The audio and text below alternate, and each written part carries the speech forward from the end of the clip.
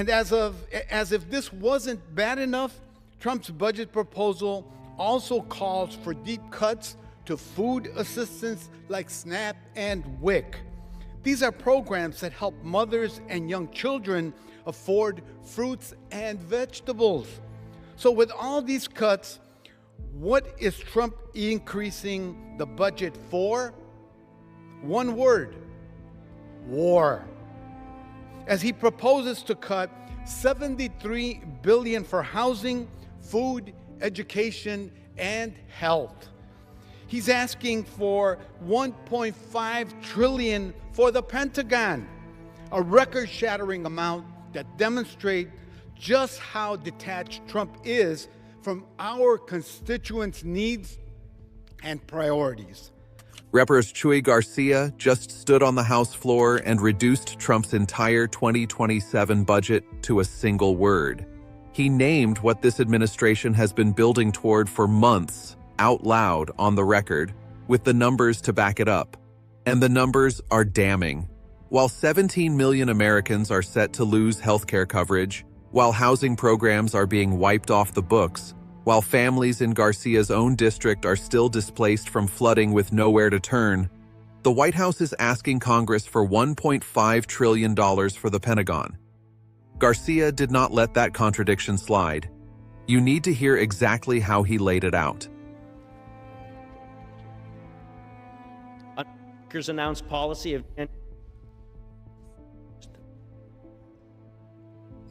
gentleman is recognized. Mr. Speaker, I ask for unanimous consent that all members have 5 legislative days to revise and extend their remarks and to submit extraneous material into the record. Without objection. Mr. Speaker, I rise today with my colleagues from the Congressional Progressive Caucus and Assistant Democratic Leader Joe Neguse to call out the many ways that Donald Trump's 2027 budget requests will make life harder for our neighbors and constituents. Let's start with the fact that families across the country are already hurting because of Republican policies. Last year, Trump's budget bill made drastic cuts to health care and food assistance. 17 million people will lose health care coverage as a result. But that wasn't enough for Trump, because his 2027 budget proposal cuts even more. For example, the president's budget request eliminates $4 billion of affordable housing investments, wiping out programs that help families find housing, stay in their homes, and get back on their feet. My district has suffered from severe floods over the last 2 years, and some of my constituents were displaced from their homes. But as rents rise, Trump wants to keep programs designed to help keep a roof over their heads. The president's budget also eliminates LIHEAP, a program that helps 5 million families afford their utility bills, leaving them unable to cool their homes in the summer or pay heating bills in the winter. When you combine that with surging prices at the gas pump because of Trump's illegal war with Iran, Trump is making the American people suffer twice. And as if this wasn't bad enough, Trump's budget proposal also calls for deep cuts to food assistance like SNAP and WIC. These are programs that help mothers and young children afford fruits and vegetables. So with all these cuts, what is Trump increasing the budget for? One word: war. As he proposes to cut $73 billion for housing, food, education, and health. He's asking for $1.5 trillion for the Pentagon, a record-shattering amount that demonstrates just how detached Trump is from our constituents' needs and priorities. Trump started a cruel, illegal, deeply unpopular war that costs billions every day, sent gas prices skyrocketing, and triggered a global fuel crisis. This budget request would enable him to do more destruction with more money while lining the pockets of his defense contractor friends. This makes us all less safe.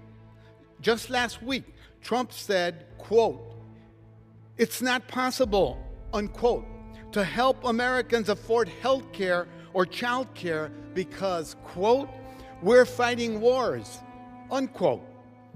Through this budget request, Trump isn't just waging illegal wars abroad, he's waging war on working families here at home. I thank my colleagues for joining me to talk about how Trump's budget request proposed would make a tough situation even worse for working families. What you just watched was not a speech built on opinion. It was a speech built on math, and the math is not close. Representative Chuy Garcia walked into that chamber on April 22, 2026, and did something that does not happen enough in American politics. He read the budget back to the people it will hurt most. Not the summary, not the spin, the actual numbers.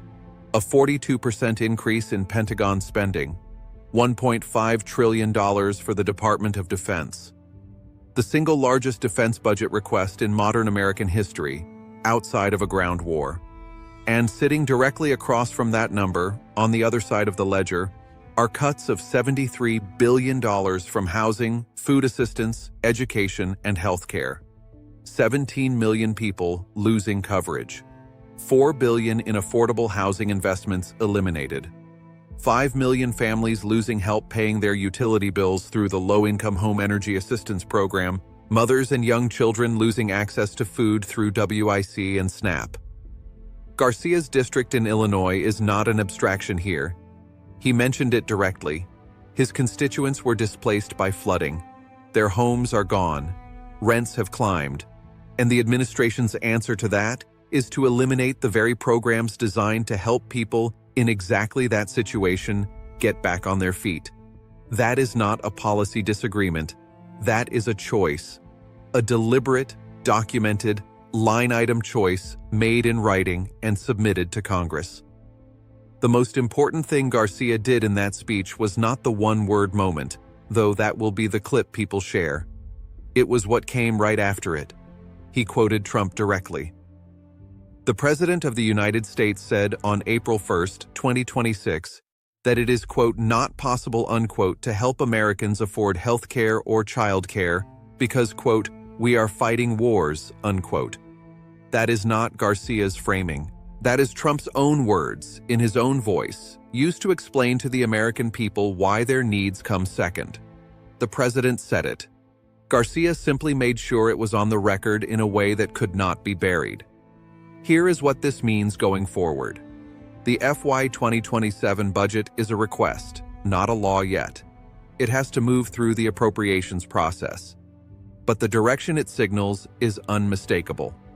The White House has chosen a war footing over a domestic investment footing, and it intends to make that trade permanent. The reconciliation process that funded the last round of cuts to Medicaid and food assistance was already fast-tracked to avoid oversight. The same playbook is being set up again. What happens in the coming weeks in the appropriations committees will determine whether those numbers become real or whether enough pressure from the public forces a rewrite. Garcia and the Congressional Progressive Caucus are putting those numbers in front of people now before the vote, because once the cuts are locked in, they are exponentially harder to undo. If you think the people writing this budget should have to say these numbers out loud and defend them, not just to other politicians but to the families who will live with the consequences, you already know what to do. Share this. The people who need to see it probably will not go looking for it themselves.